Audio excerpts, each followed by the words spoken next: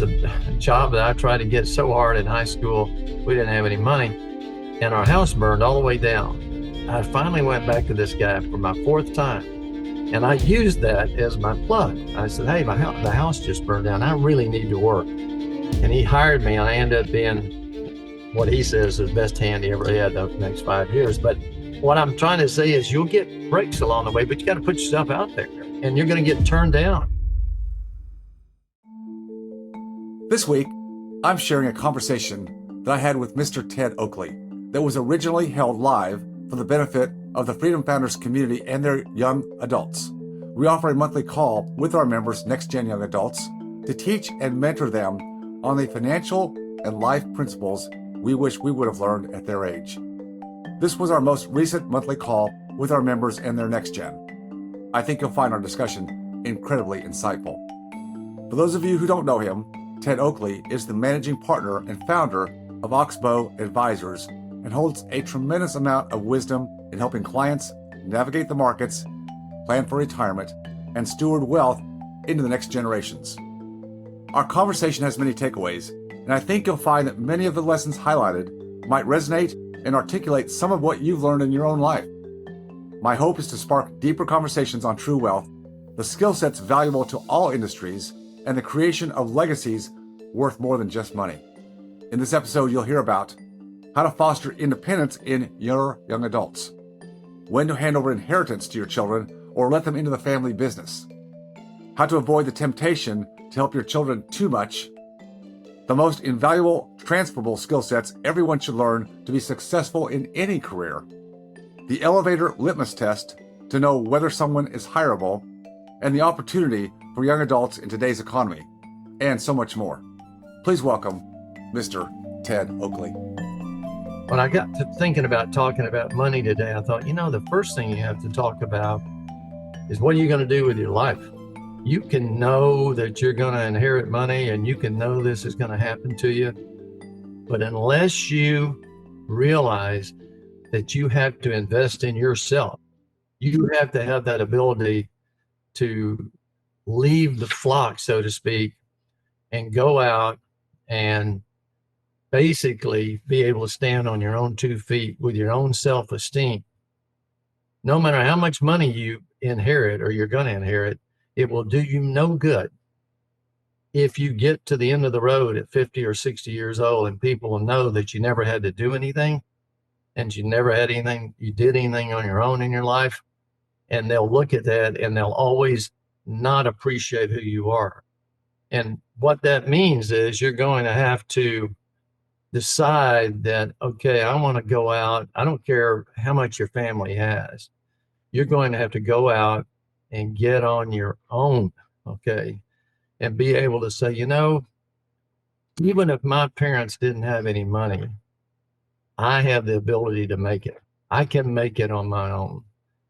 And then someday, when you do see money or money comes back the other way, then you have learned the lessons and you have the respect of people.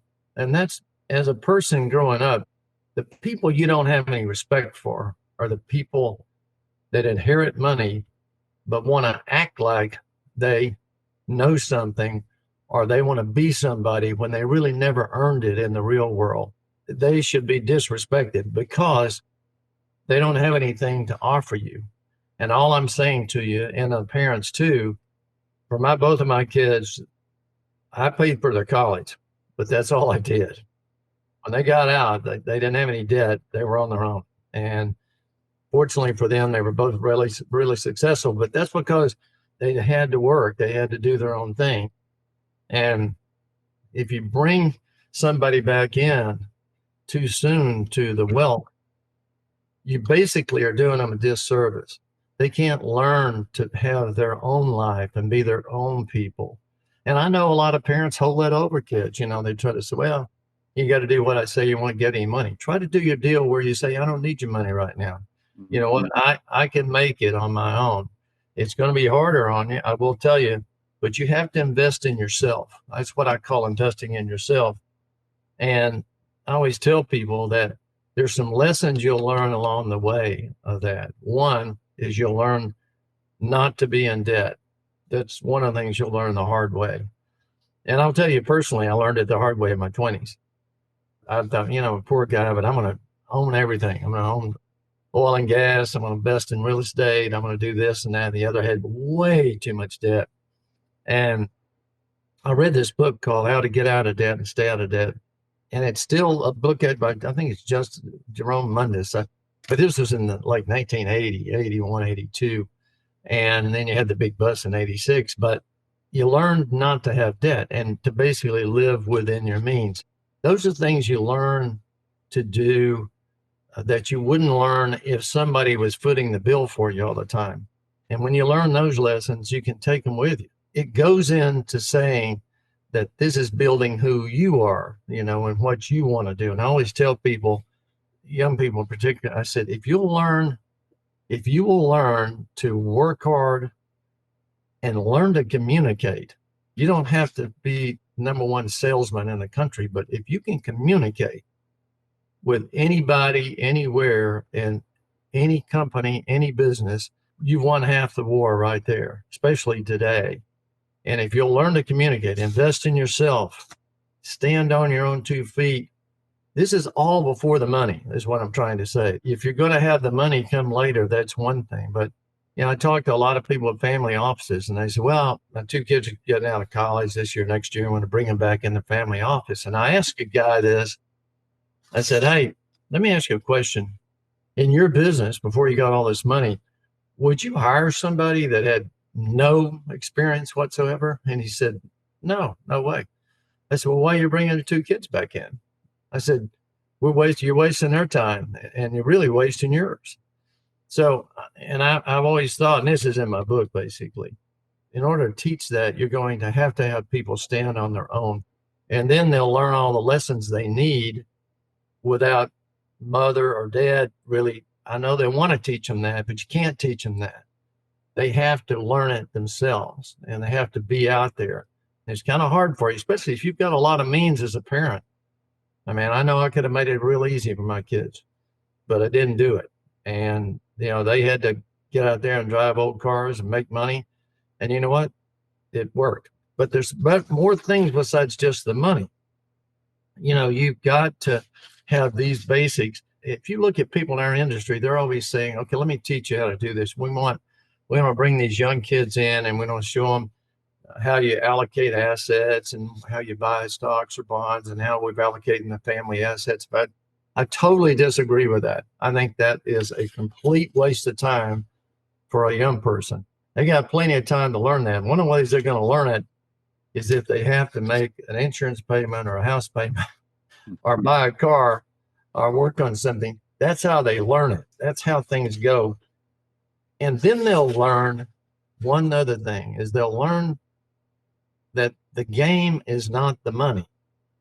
The game is what you do. I promise you, David Phelps, and I never ask you this question, but I will almost bet 10-1 if I said, would you still do this business that you're doing, which you're so successful at, David, if you only got 15 or 20% of the revenue? I bet you'd still do it because you like what you do. That's part of what goes on.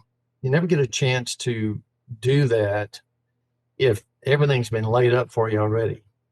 You don't get a chance to experience those things. And so I keep trying to instill that into young people and keep on learning. I mean, I learn every day, and I don't know nearly enough, but if you'll read a lot and learn how to communicate and put all those things together, then when you come back into the family wealth, hey, we got a player now. We got somebody that can really make it go. I can appreciate the people that do that. It's hard to do for parents with a lot of wealth. It's hard to do. You want to help them. But the best thing you could do for them, it's like that book by Ron Holiday, The Obstacle is the Way. Great book. Nick Saban gave all of his teams that book. And it's a book about, hey, you don't learn anything unless you have adversity. You don't learn anything. That's where I start with this money thing. You got to get a foundation first. And the only way you're going to get it as a young person is decide that I'm going to be something else. I'm not going to be the family money guy, okay, or girl. I think that's where you have to start. Decide who you want to be. And if you want to be more than just, honestly, a rich person, then you can be, but you're going to have to do it yourself. That's when you go into the money, and that's when things start. We have a lot of young people who are following the educational process. They're going through high school and college or vocational school and going on to graduate school. That's always been the moniker, is to get the education. And you've talked about that. The cost of education today, unless you have, a parent that can foot the bill, cost of education is very high today. And many times, unfortunately, the kids go to school just because that's what they're told to do. And they end up with a degree that really, once they achieve the degree, they go out into the workforce. And today the economy is kind of tough. And I think it's getting a little bit tougher. And so there's a lot of frustration out there. I love what you said about focusing on learning and putting aside the money to get rich quick, to get the wealth, to enhance the lifestyle, because everybody wants to do that, Ted. You go to school so long, it's like, well, finally I've got the degree. Finally I get to go out and work and make some money. And then the tendency is to expand the lifestyle and perhaps, start utilizing credit, which American dream is based on credit. It's so wrong. You just talked about debt. What would you tell a young person today who maybe does have some amount of debt from school and feels the pressure of needing to pay that debt? And maybe they're on their own now. They're paying the utilities and the car insurance and the apartment rent or whatever it is. Should they still focus on trying to find the best learning experience first and then work their way to a higher level of income? How should they look at that today? Well, I think they're going to have to do like everybody does when they're in that situation. They're going to work hard, whatever they're doing. They're going to have to work hard at it and then figure out a way. I'm a big believer in whatever you think about is going to happen. And so you got to think about getting there to start with. You can't sit around and just hope it happens. You got to think, you know what, I'm going to move forward. I'm going to do this.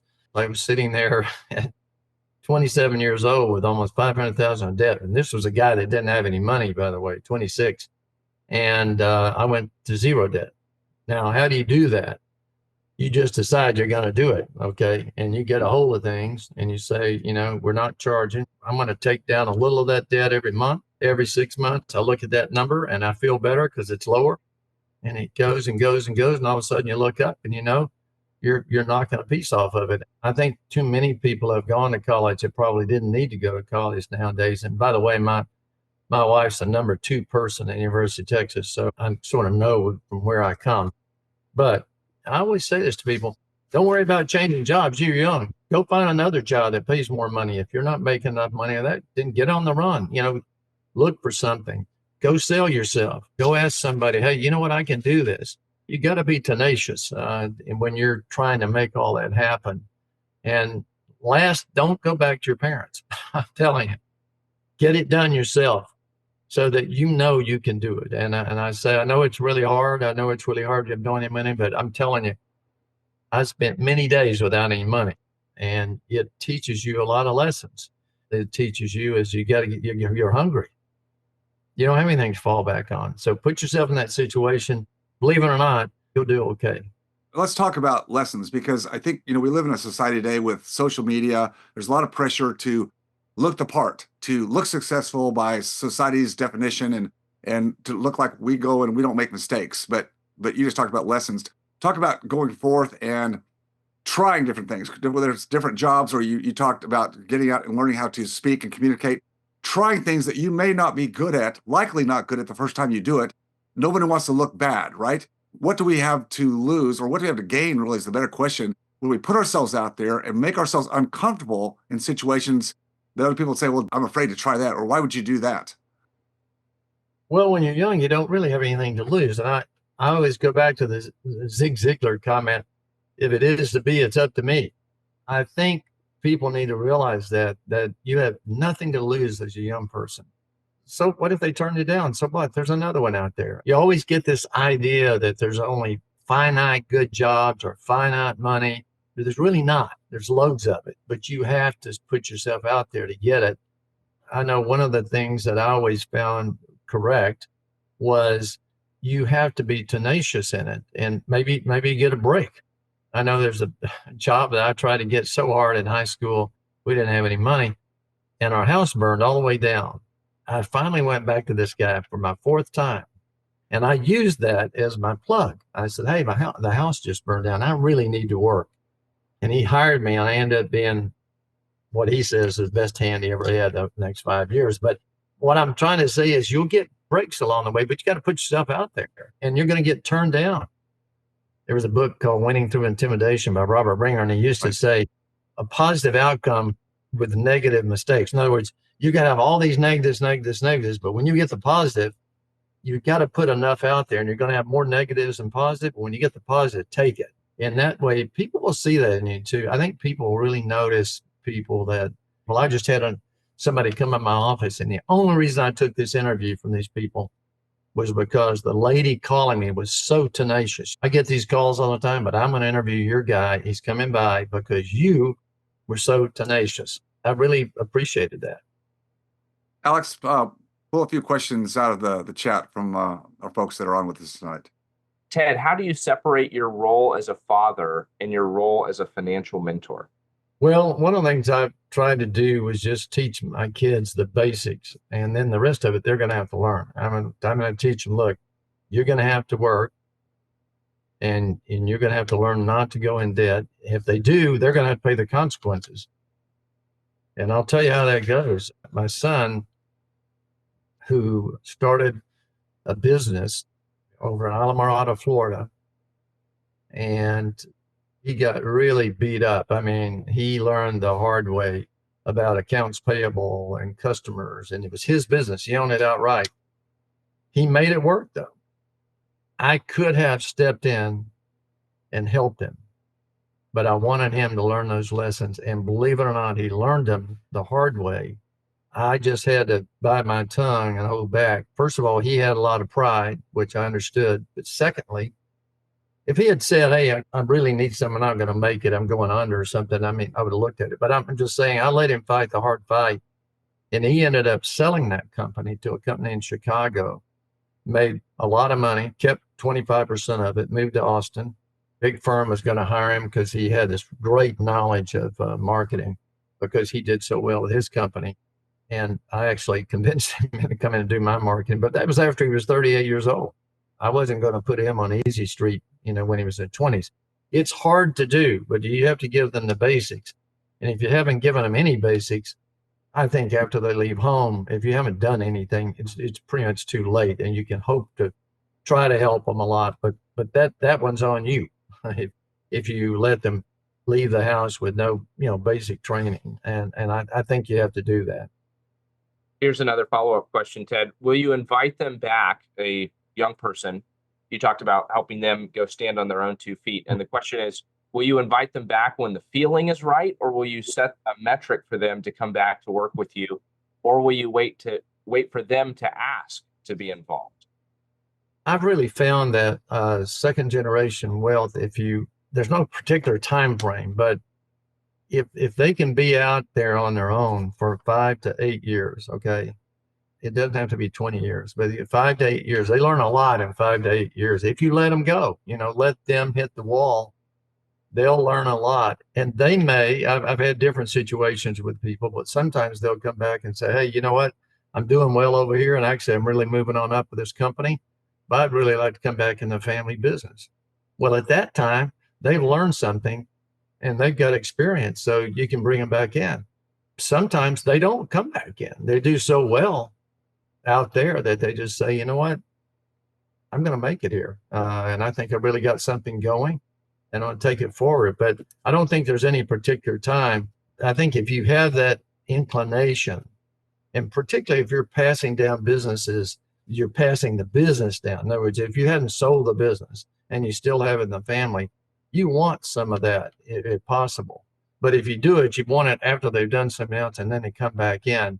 You start them at the bottom and teach them the whole business. But I think the biggest thing about it, I had a kid come in and ask me for my advice here in Austin, whose dad is very successful. And he's a good kid and he's working for his dad, but he's still in college. And I said, when you go out on that job, I said, don't tell them who you are. I don't care what you do. Don't tell them that who you are, because they'll know he's your dad. You want those people to treat you like anybody else. And so that's sort of what you're trying to do with this. And it varies a lot, Alex, but it really gets back to the person. You might have a young lady that's a daughter and she goes out and she's doing extremely well. And I've seen this before. She didn't want to come back. She didn't want to come back. Or she marries a great guy and they got a great family, goes somewhere else. There's all things happen like that. But I think you have to give them a chance to learn all that before. I think it's about 5 to 8 years. That's my personal opinion. Ted, I have a question that relates to your experience helping numerous families to navigate financial legacy together intergenerationally. What are some of the characteristics of families that have done that really well? What are some of the ways that they approach that process, or maybe some of the conversations or values that they display? What are some attributes of case studies that you've seen that have worked really, really well from an intergenerational standpoint? Yeah. It's interesting because I have seen a lot of good ones that really work. They were different levels of wealth from really 50 million to a billion, but they had the same characteristics. One of the things is that the parents, they just didn't set the wrong example.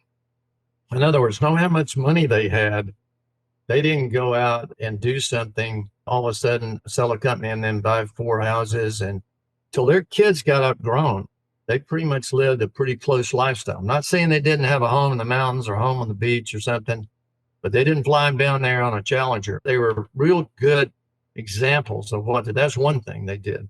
Second thing they did is almost every one of them made their kids work, almost every one of them. And they had money in school, and they didn't come to college with any debt. They had the cars paid for, but after that, they had to work. They made them work. And almost all of them had a situation where they did not discuss major wealth with those kids until they were probably 35 years old on average. I'll put that on average. I can't say that generally, but I can say it in a way generally that's about the age of maturity. I'm talking about you've learned to hit the wall. You've learned to take some knocks. You had some sadness. There's so many things go into that. And then those kids learned about, hey, I got a trust, or I got some money, or whatever. But they didn't get into that. They didn't bring them in and say, hey, hey, look, we got 4 portfolios here and 5 companies over here. I want to get you all into this. Because all of a sudden, it takes all the game away. And they can't really appreciate it. Now, if they've been out there until they're 34, 35 years old, and then they see the money, those are the basics I see in all the ones that really, really work. And there's some great people out there that do it. I mean, I have so many people, I have so much respect for them because they took money and they didn't use money as a hammer on their kids. In other words, they didn't tell their kids, okay, you know what, you got to be as successful as I am. If not, you're not any good. They let their kids do what they should do. And then later on, they got into the money with them. I know there's family problems like that. I mean, I've seen those too, where you got overbearing parents and they just use the money as a hammer. And that's unfortunate, but I've seen that as well. It never works in the long run. But the ones that really do it right, they have it down all the way. And then eventually, and this is interesting, once those kids are over 35, getting close to 40, then they go buy a jet. They could have bought one all along. You see what I mean?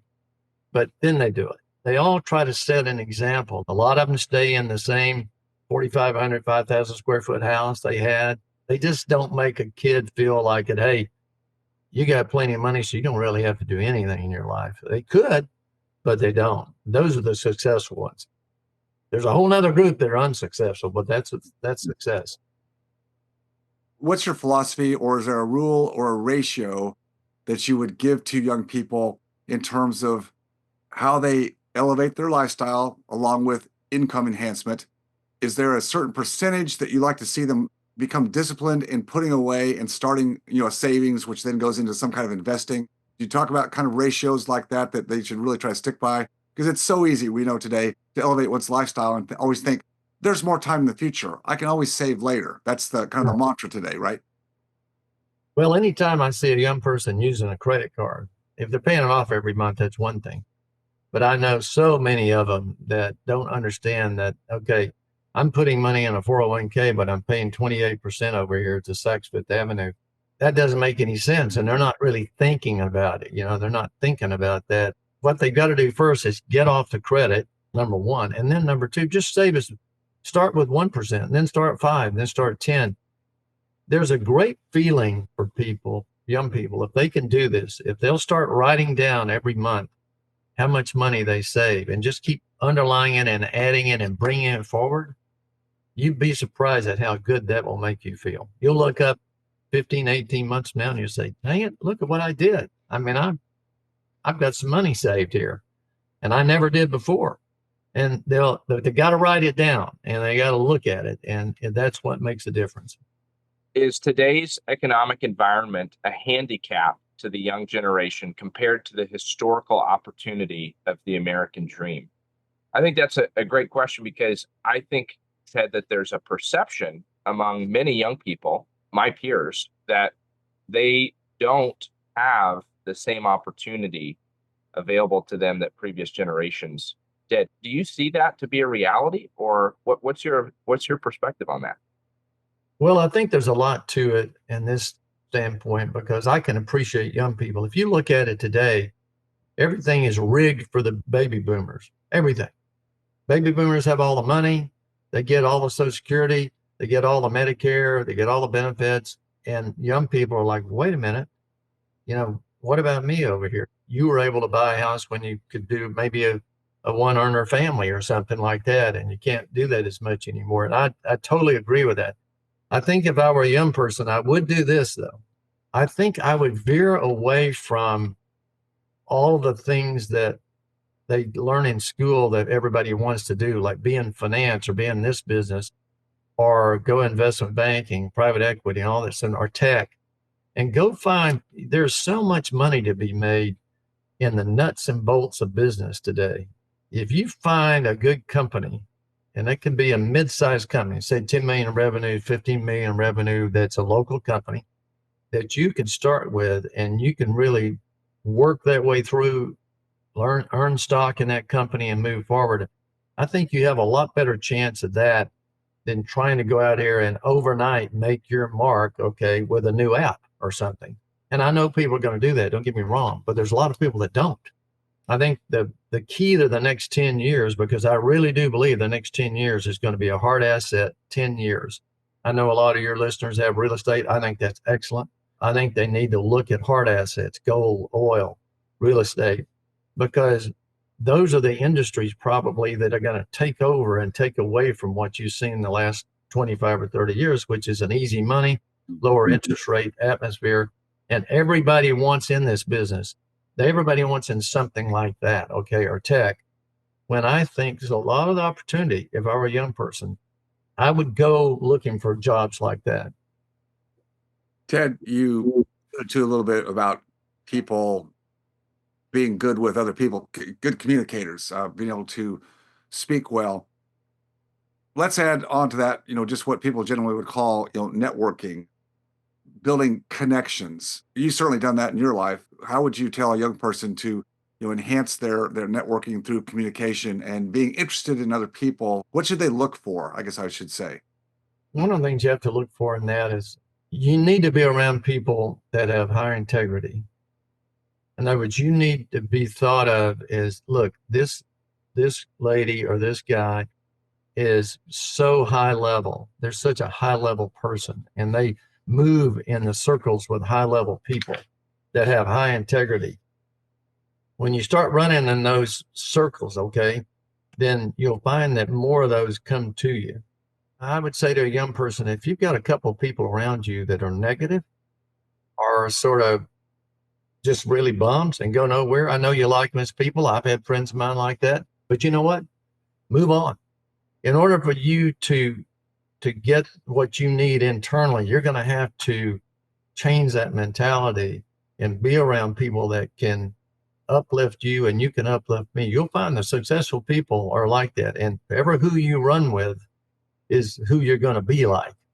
And if you're running with people that are just halfway, drink a lot, whatever, do dope, whatever, and you're thinking, well, I don't have to be like that. Well, you think you don't, but you probably will end up being somewhat like that. So you have to lift yourself up and say, hey, I'm going to include around me the right kind of people and the right kind of thing. We've all had friends that do that, but this is what I tell my kids. I said, look, you start out in high school on a merry-go-round, and every 5 years, somebody's going to get off the merry-go-round because they flip out or twist off or whatever. And that merry-go-round keeps getting thinner and thinner and thinner and thinner as you get older. And when you get to be 50 or 60 or 70, there's not many people left on the merry-go-round that are still really, really fantastic. Okay.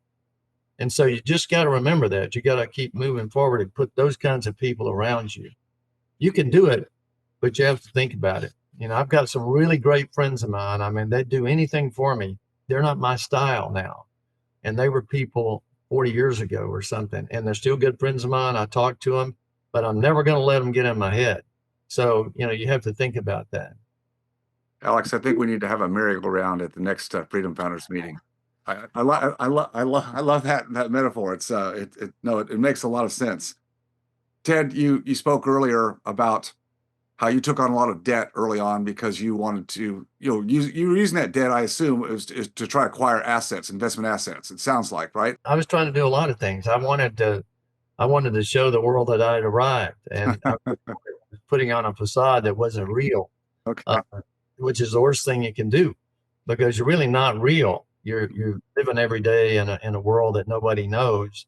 Worst thing you can do. But if you wake up one day and just say, you know what, I'm going to change this. I'm not happy. This world's not good. And you got to get out of debt. You can't be happy if you're in debt all the time. I promise you, you will not be happy. It'll kill you. You have no ability to move and do anything else. But debt is a killer. So differentiate a little bit in terms of what I might call good debt versus bad debt. Yeah. Dave Ramsey is like you're saying, he's big against not going into consumption debt. In fact, he doesn't like debt at all. And I think we know that, if you're going to build a business, or for most people, if you're going to buy some kind of a house, or eventually if you're going to invest in real estate, well, when the rates are not so high, you use leverage in the right way. So kind of give us your feel for where that's prudent to use debt and where it's not. Debt with cash flow, I don't consider debt. I mean, if I have cash flow in anything, and particularly like I have oil and gas and real estate, things like that, they all have cash flow. And some of them have debt, some of them don't have debt, but I'm not having to come out of pocket. Their cash flow is taken care of, and then I'm getting a real boost. I think the thing about real estate, though, is you can afford, if you buy it right and you own it the correct way with the right kind of cash flow. People forget it's the only investment left that has all of the advantages that you can't get anywhere else. In other words, depreciation, amortization, 1031.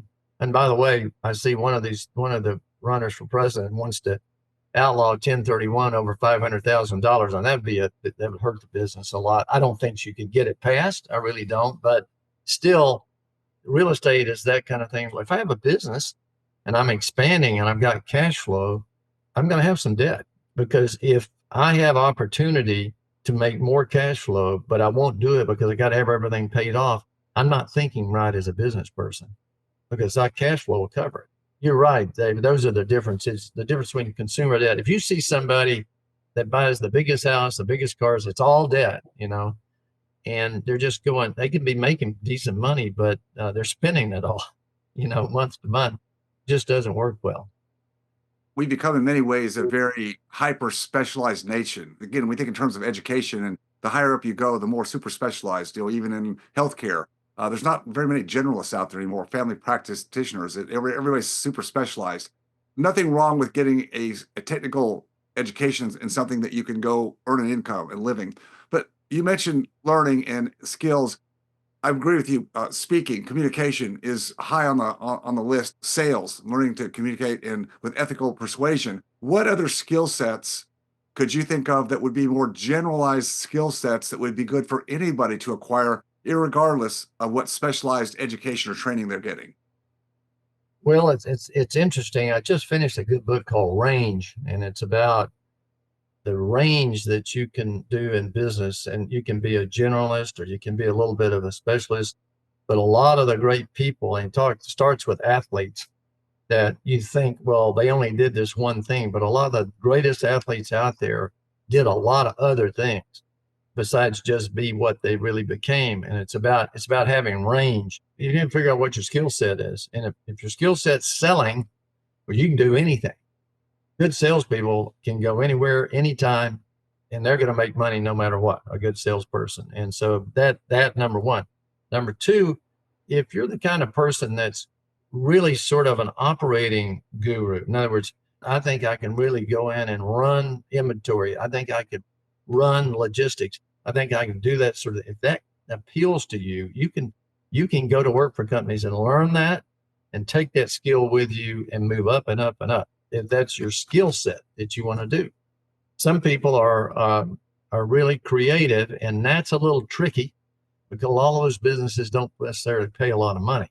And you have to decide, I think, in life, do I want to do something where I make a lot of money, or do I want to say something where this is all I want to do. My passion is over here. Maybe I want to be a glass blower or a painter, an artist. I understand that, and I'm okay with that, really.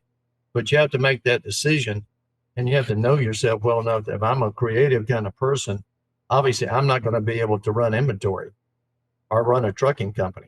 I think you have that skill set. But I will come back to this. No matter what you're doing, if you will improve your communication skills, anywhere in that company they can put you and you will do okay because you can communicate. I mean, it's a real important skill that you need as a young person to really move ahead. You'll think this sounds kind of swirly, but really those Dale Carnegie courses are pretty good.